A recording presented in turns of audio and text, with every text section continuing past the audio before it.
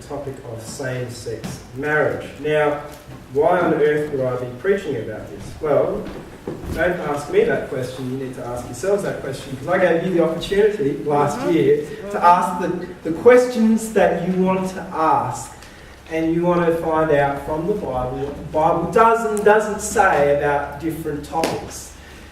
And that's perfectly fine.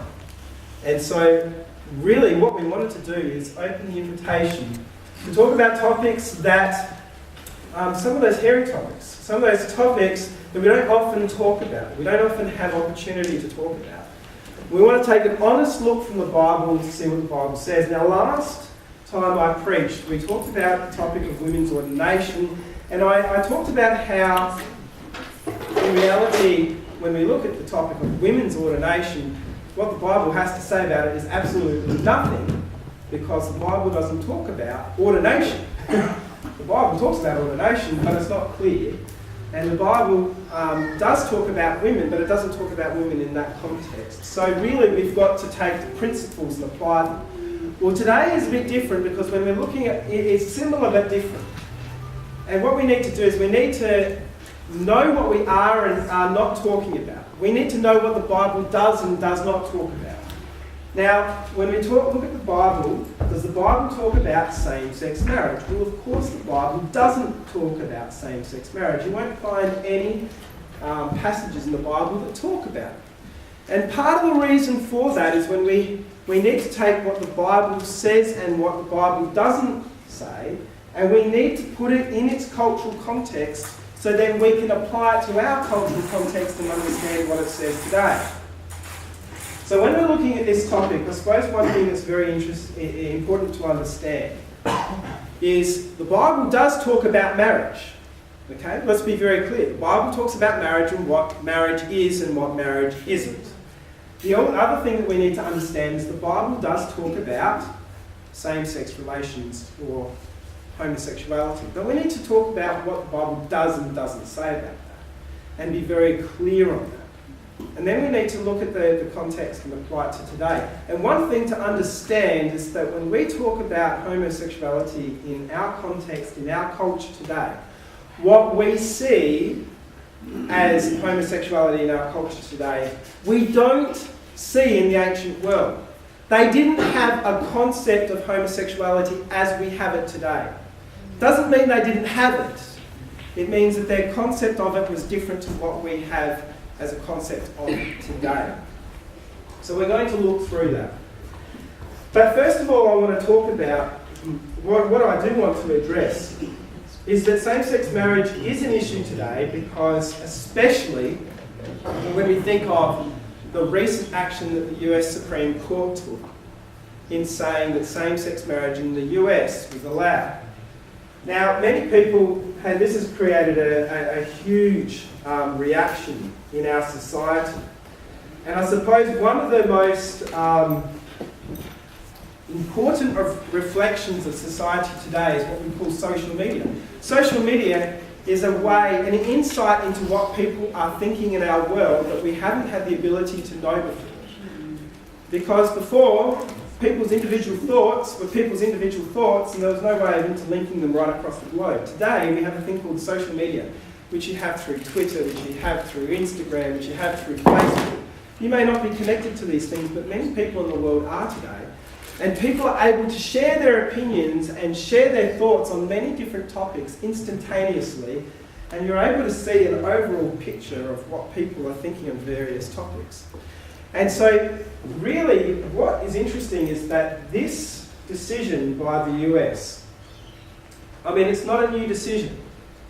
There's about 20 other countries that have legitimised same-sex marriage before the US did. So that's not a new thing. You know, why is the US doing it such a big deal?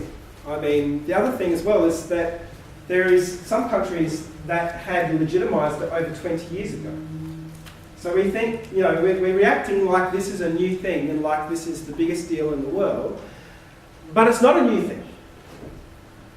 And it's not something that has just slowly crept in the last few years. It has been going on for a long time.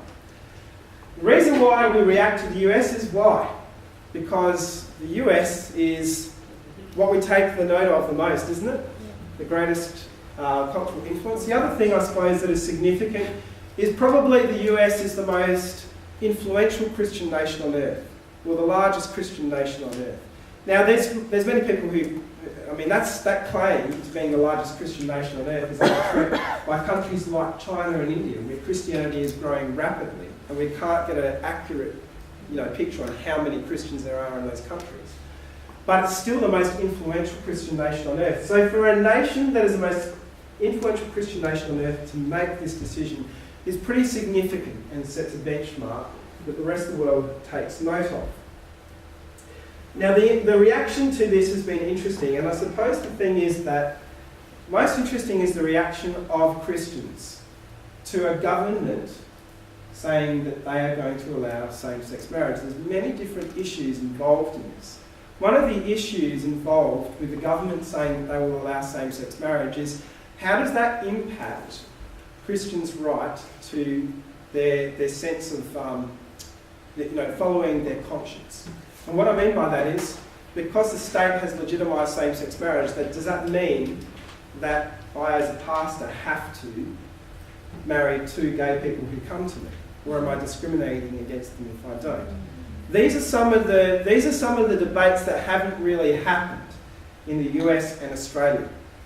And it's pretty clear that as a pastor, both in the US and in the States, I'm protected by law that I'm not discriminating against a same-sex couple if they come to me and I refuse to marry them. That's pretty clear that as a pastor if I say that, but it's not clear in other areas. What about Christian colleges? Now we have Christian colleges here in Australia too. Think about Avondale College. What if a same-sex couple go to the college and say that they want to have dual accommodation, just like a normal married couple? If they're married by the state and they say they want to have dual accommodation at a Christian college, can the Christian college refuse that and not be sued? They're some of the areas where we're not sure how this is going to play out. And it's one of the things that in the debate here in Australia, no one has taken seriously and no one has really discussed much. So there's those sort of issues. As Christians, one area that we need to champion is how is our right to religious liberty and freedom of conscience protected? Is it protected by the laws that are created? That's one area where I think we do need to probably stand up and be serious about. But how do we react when these laws are passed? How did people react in the US? Well, the way Christians reacted in the US, there was a very large spectrum of reaction. But you can accurately say that the majority of it was almost with hatred. Many Christians reacted with almost hatred towards this decision and those who this decision applies to, i.e. same-sex couples. But I suppose the thing is we need to think about it seriously because the likelihood is, like it or not, it's probably going to happen here in Australia. The reality is, we know that 70%, they've done surveys, about 70% of Australians want it legitimised, same-sex marriage in Australia. The likelihood is at some point it will be passed, whether we like it or not. How will we react as Christians? I noticed a very interesting post on Facebook by a Christian in the States in reaction to other Christians. And it was very interesting what he had to say. He basically said that, yes, the government has legitimised same-sex marriage in our country, the US. And he basically said, so what? Now you might think, that doesn't sound right. Why did he say so what? The reason why he said so what is he was basically saying, why do we as Christians expect a secular government to enforce and teach the morals that we believe in to the rest of society? Does the Bible really tell us that we should be expecting our secular governments, because they are, we have a separation of church and state, do we really believe that the Bible teaches that the secular government's role is to teach and enforce our morals onto the rest of society? Is that what we believe the Bible says? Of course it doesn't. The person who has, the people that have responsibility to teach the morals of the Bible is not the government, is it? Who do we expect has the moral responsibility to teach Christian morals? Who is it? The church and... The church and us. And, our families, we should Our families. at least discuss. Yeah. And what is the best way to show? What is the best way to show our morals to the society around us? You know, is it by standing on street corners as some, like the Westboro Baptists do in the US, with signs of hate yelling at people? No. Is that the way that we are, that Christ told us to show what our morals are to other people? No. He actually said to show it through our own lives and to show it through the way we treat one another and the way we treat others. So really what he was saying was, when he said our reaction really should be so what, is really there should not be a sense of surprise that our secular governments are not teaching our morals. And this is nothing new, because he made this point. He said that, and he's talking about the US, and it's also true here in Australia, he said, here's a few other things that our governments have legalised which are not okay based on God's word. These are a few other things that our governments have legalised which the Bible speaks against. Think about pornography. Is it legal in our country? No. Is pornography legal in our country? It is. It's 100% legal. You are free, you are not breaking the law if you purchase, buy or participate in it. If you are underage, yes, it's illegal. But if you are above 18, perfectly legal. Does the Bible speak against that? Does the Bible say that pornography is okay? No. So there's a case where we have something that the state says is legal, but we say the Bible says it's not right. One example. What about sex before marriage? Is that legal in our country? Yes. What does the Bible say about that? The Bible says, nah. What about having kids out of wedlock? Legal in our country? Yes. Okay, legal in our country. What does the Bible say? No. So why would we really expect that on this issue that the government would take a moral stance to teach what we should be teaching? We really shouldn't be. So really what he was saying was, don't react surprised. Don't react in a way to say, oh, let's hate on people who agree with this. Really, let's just continue on showing the example in our own lives. Most important thing. We get sidetracked too often by what the government does and what the government doesn't do. And remember what Jesus said.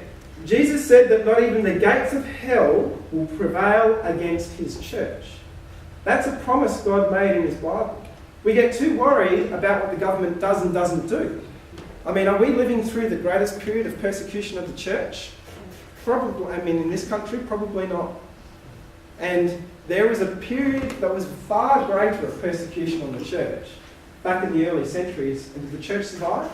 In fact, the church thrived. Should we be afraid of these things? Should we be worried about these things? In fact, God says, Jesus says that when you see persecution coming, what should we do? He says, rejoice. That's pretty hard. I'm not saying that's easy. We shouldn't be worried about it. But what we want to look at today is we want to look at what does the Bible say about homosexuality and what does the Bible say about marriage? And let's get a cultural context of what the Bible does and doesn't say about same-sex marriage from what the Bible says. Now, when we look at the topic of what does the Bible say about homosexuality, we want to look at what the Bible does and doesn't say. Okay? We're going to contextualise this.